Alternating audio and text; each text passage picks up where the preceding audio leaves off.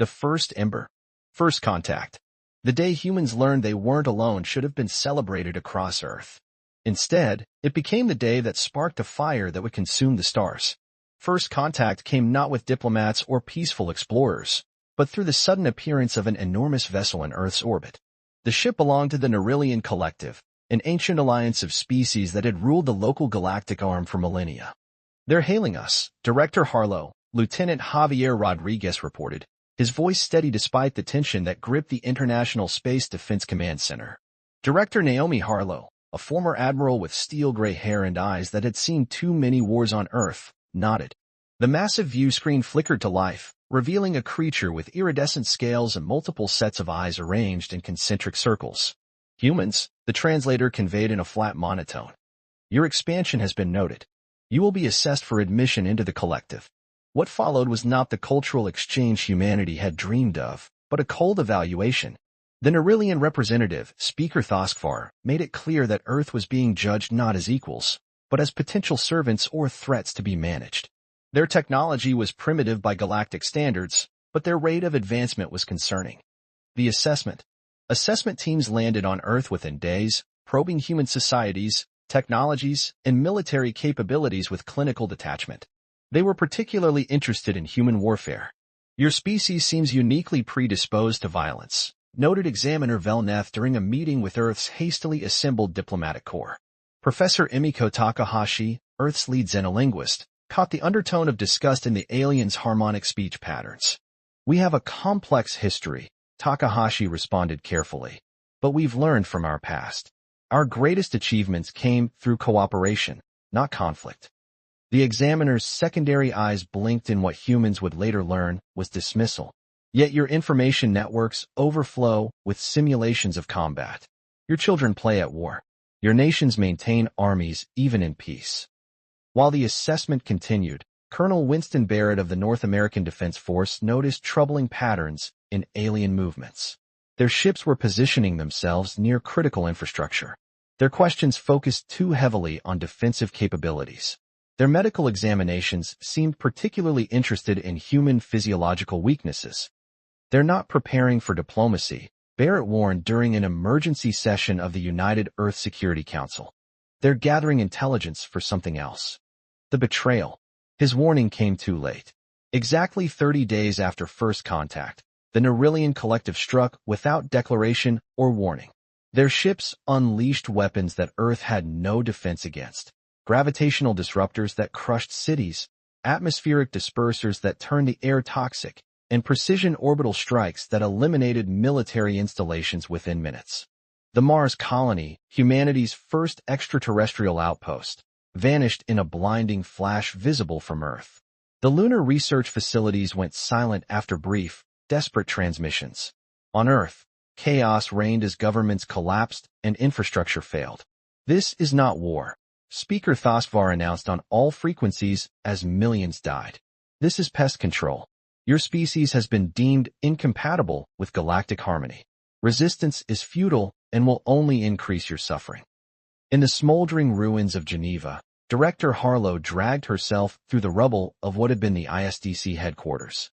Blood streaked her face, and her left arm hung useless at her side. Around her lay the bodies of the best and brightest of Earth's unified defense force. "Director," a voice called. Lieutenant Rodriguez emerged from a collapsed corridor, carrying a hardened data core. The deep servers survived. "We have their technical data, their communications, everything their ships transmitted during the assessment." Harlow's eyes narrowed. "Find anyone still alive. We're going dark." The last transmission. 3 months after the initial attack, most of Earth's surface had been rendered uninhabitable. The Nerillian forces had established processing centers where they studied captured humans, experimenting with their biology and psychology with cold efficiency. They were particularly fascinated by human tenacity, the refusal to surrender even when defeat was certain. "Such wasteful expenditure of energy," noted Science Director Zelkaver as he observed test subjects fighting to survive in progressively harsher conditions. Their evolutionary path produced remarkable endurance, but poor judgment. What the Nerillians didn't realize was that their thorough assault had missed key targets. Deep underground facilities, hardened against nuclear war decades earlier, had become humanity's final bastions. And in those dark places, rage burned hotter than fear. Within the Cheyenne Mountain complex, now housing what remained of multiple nations' leadership, Director Harlow addressed the remnants of humanity's military command. "They think they know us," she said, her voice echoing in the cavernous emergency bunker. "They studied our wars, our weapons, our tactical doctrines. But they missed something fundamental." She activated a holographic display showing the stolen Neurillian data, now decoded. "They've done this before, to 17 other species. Each time, following the same pattern: assessment, judgment, extermination. Each time, they succeeded because the targeted species either surrendered immediately or fought according to rules of warfare." Colonel Barrett, now bearing horrific burns across half his face, leaned forward. "And that's where they miscalculated with us." Harlow nodded. "Precisely. They think they're conducting pest control. They don't realize they've awakened something far worse." She looked around the room, at the hollow-eyed survivors who had nothing left to lose. Humanity has never been more dangerous than when fighting for its very survival. In orbit, the Neurillian command ship received an unexpected transmission from the surface. Speaker Thoskvar personally responded, curious about this final communication from a nearly extinguished species. The screen showed Director Harlow, bloodied but unbowed. "You should have killed us all," she said simply. "Because what's coming for you now isn't humanity as you studied us. What's coming is humanity with nothing left to lose, nothing left to save, and nothing left but vengeance." Thoskvar dismissed the threat with a gesture. Empty words from a dead species. Harlow smiled, and for the first time, the alien felt something akin to unease. "You took everything from us except the knowledge of how to destroy you. That was your mistake."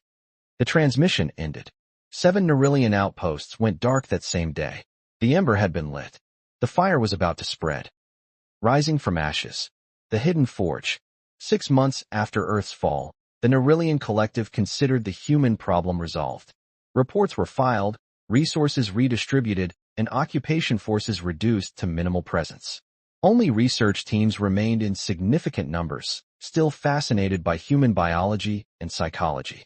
The rest of the galaxy continued as always, barely noticing the extinction of yet another incompatible species.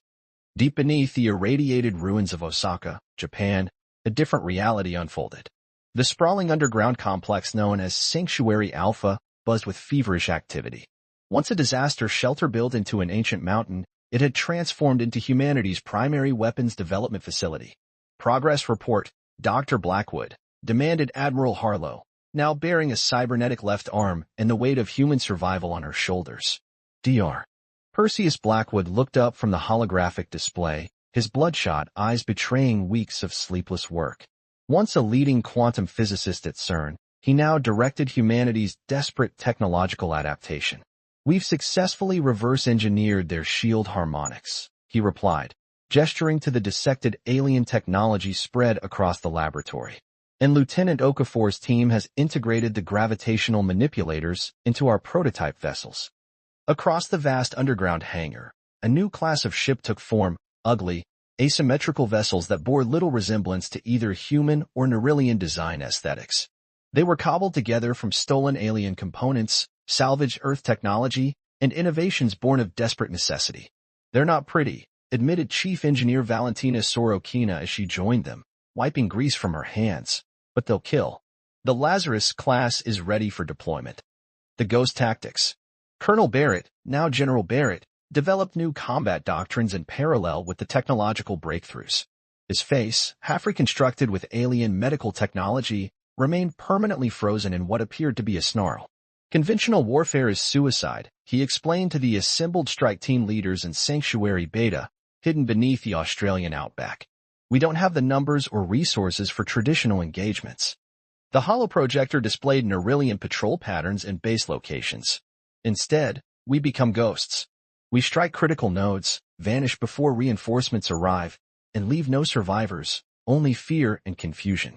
Lieutenant Rodriguez, now a major commanding the newly formed Phantom Squadron, studied the attack simulations with cold calculation. "The Neurillians believe humans fight like we did in our historical wars, with front lines, supply chains, and command hierarchies.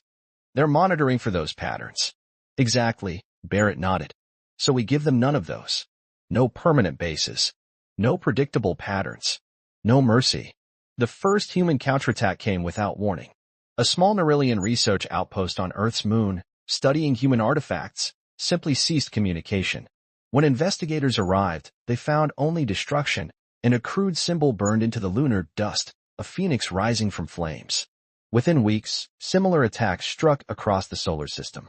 Nerillian commanders couldn't determine how humans were moving undetected between targets or where they were hiding. Their patrol ships disappeared. Supply convoys were ambushed. Communication relays failed.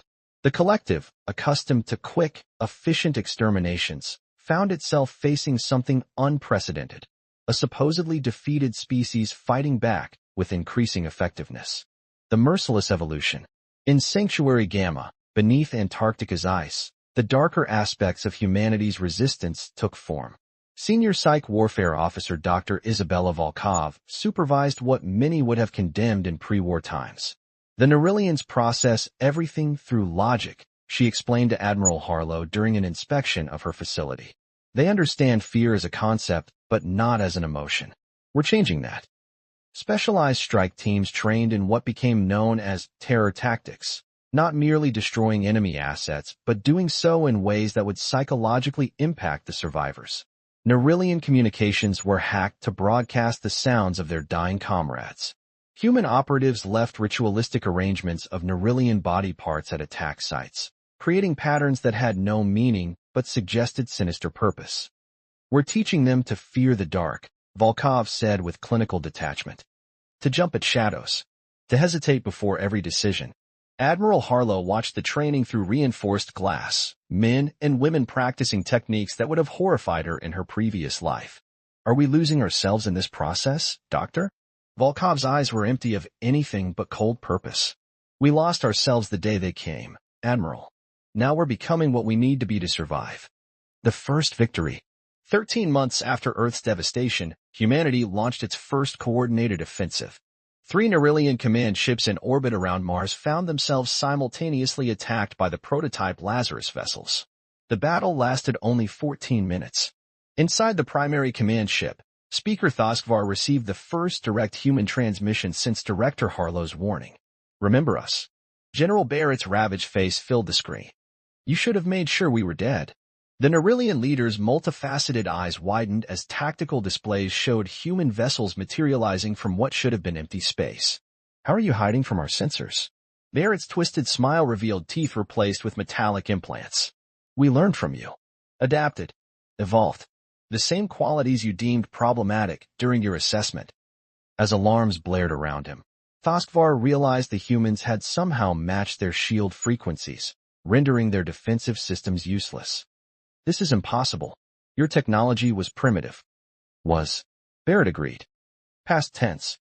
The human ships unleashed weapons that the Nerillians recognized with horror, modified versions of their own gravitational disruptors, turned against their creators. The command ships imploded, crushed by forces they themselves had deployed against Earth cities. General Barrett transmitted one final message before the Lazarus fleet vanished again. Tell your collective. Humanity is no longer prey. We are the predators now. The warning spreads. News of the human counterattack spread through Nerillian communication channels, at first as classified intelligence, then as rumor, and finally as undeniable fact. For the first time in their long history of managing lesser species, the collective faced genuine uncertainty. In the Grand Assembly Hall on the Nerillian homeworld, emergency sessions convened to address the unprecedented situation. High Commander Dresmore, supreme military authority of the collective, addressed the gathered leaders. This human resistance must be crushed immediately, he insisted. We will commit whatever force is necessary. An elder representative, Sage of the VYX, raised her voice in caution. We have never needed to commit significant military resources to species management before. Is there something about these humans we failed to properly assess? High Commander Dresmore dismissed the concern. They caught us unprepared because we believed them eliminated. A simple oversight that will be corrected. 3 days later, the Nerillian homeworld received a transmission on all frequencies. Admiral Harlow's face, now bearing a scar that ran from forehead to jaw, addressed the collective directly. You came to our world uninvited. You judged us unworthy. You tried to exterminate us. Her voice remained steady, emotionless. Now you will learn what happens when humanity fights for its survival. The transmission ended with the same phoenix symbol that had been left at every attack site. Within hours, the symbol appeared projected onto the night sky of the Nerillian capital itself, impossible given their planetary defenses, yet undeniably there. For the first time in recorded history, fear spread through the collective. Humanity was no longer just fighting back. They were bringing the war to the heart of their destroyers. The Nightmare Legion. The Hunters. 2 years into the war, the surviving humans were unrecognizable to what they had been before. They no longer operated with distinct military branches or national identities. Instead, specialized battle groups emerged, each evolving its own terrifying reputation among the alien races. Most feared among them was the unit known as the Void Race, led by Commander Freya Donovan. Once a cultural anthropologist specializing in ancient warrior cultures, Donovan now led the most elite infiltration team in human history. The Voth hegemony has committed 3 battle cruisers to the Nerillian defense effort. She briefed her team inside their stealth vessel, the Ghost Talon. Her face, partially augmented with neural interface technology that connected directly to her weapons systems, showed no emotion. We will ensure those ships never arrive. The 12 members of her team represented humanity's transformation.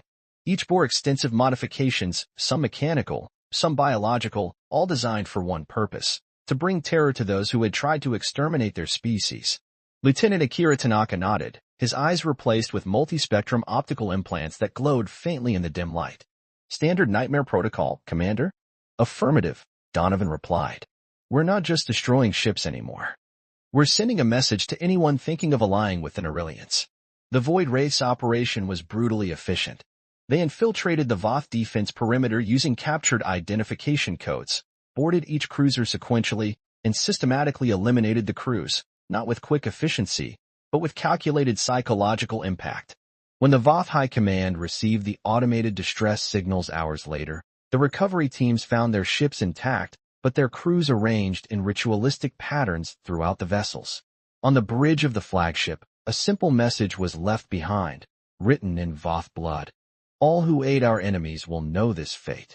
News of the attacks spread through subspace communications. Within days, 3 other species withdrew their support from the Nerillian collective. The Iron Judgment. On what remained of Earth, Admiral Harlow established the final human command center inside the reinforced caverns beneath the former Rocky Mountains. Codenamed Tartarus, it represented humanity's newfound philosophy, no longer looking to the stars with wonder, but with cold calculation about which threats to eliminate next. The War Council convened with representatives from each major human battle group present either physically or as holograms. The room hummed with power, both electrical and psychological, as these architects of vengeance assessed their progress.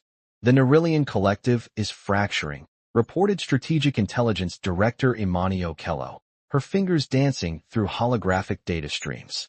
Their allied species are abandoning them, fearing they'll share Earth's original fate, or worse, our wrath. General Barrett, now more machine than man after multiple combat injuries and enhancements, gestured to the galactic map. Their primary shipyards at Neral Prime remain heavily defended. We don't have the numbers for a direct assault. Dr. Blackwood, now Director of Weapons Development, stepped forward. His gaunt frame and haunted eyes reflected the moral weight of his creations. Perhaps we don't need to attack it directly. All eyes turned to him as he activated a small device on his wrist. A hologram appeared showing a spherical device no larger than a human fist. Project Prometheus is ready for deployment, he said quietly. One device can destabilize a star's fusion process, causing it to nova within hours. The blast radius will encompass approximately 3 light-years. Silence fell over the council. Even among these hardened survivors, the implications were staggering. This wasn't just a weapon of war, it was a means of stellar genocide. Admiral Harlow spoke first. The Nerillian homeworld is in a binary system. How many inhabited planets would be affected? 7, Blackwood answered. 3 Nerillian worlds and 4 colonies of allied species. Estimated population, 18 billion sentients. Major Rodriguez, his face scarred from countless battles, voiced what many were thinking. Before the war, we would have called this unconscionable. Before the war, Harlow replied coldly, we had the luxury of moral absolutes. The vote was not unanimous, But the decision was made. Humanity would not simply defeat the Nerillians, they would erase them from existence, creating a warning that would echo through the galaxy for millennia. The final message. As preparations for Operation Prometheus proceeded, Admiral Harlow made an unprecedented decision. She ordered a direct communication to the Collective's Supreme Council, demanding their unconditional surrender. In the Great Hall of Neural Prime, the transmission created chaos among the assembled leaders. Some called for immediate capitulation. Others insisted it was a bluff. The debate raged until High Commander Dresmore silenced them. "Let us hear what these primitives demand," he said, though his multiple limbs trembled slightly, a sign of stress no Nerillian could fully hide. Admiral Harlow's image appeared before them, her cybernetic enhancements gleaming under the lights of Tartarus. "Your assessment of humanity was correct in one aspect. We are uniquely disposed to violence when threatened. What you failed to understand was why." She leaned forward, her enhanced eye glowing with cold purpose. "We evolved as both prey and predator. We understand fear in ways you never could. And now you will experience it firsthand." She outlined terms that amounted to the dissolution of the entire Nerillian collective, the surrender of their fleets, the abandonment of colonial worlds, reparations that would cripple their civilization for generations. High Commander Dresmore found his courage in indignation. "These terms are impossible. You would destroy us as surely as if you continued this war." "No," Harlow corrected. "Acceptance means survival. Rejection means extinction. You have 6 Earth hours to decide. There will be no negotiation." The connection terminated, leaving the Council in panicked deliberation. The end of stars. The deadline passed. No surrender came. In the darkness between stars, a small human vessel dropped out of FTL travel near the outer edge of the Nerillian home system. Lieutenant Sophia Lynn, pilot of the appropriately named Harbinger, confirmed final coordinates. "Deployment position reached," she reported to Tartarus. Awaiting final authorization. At the command center, Admiral Harlow stood before the tactical display showing the binary star system that had given birth to the civilization that had tried to exterminate humanity.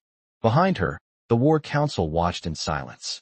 For a brief moment, something flashed across Harlow's face. Doubt, regret, the ghost of who she had been before the war.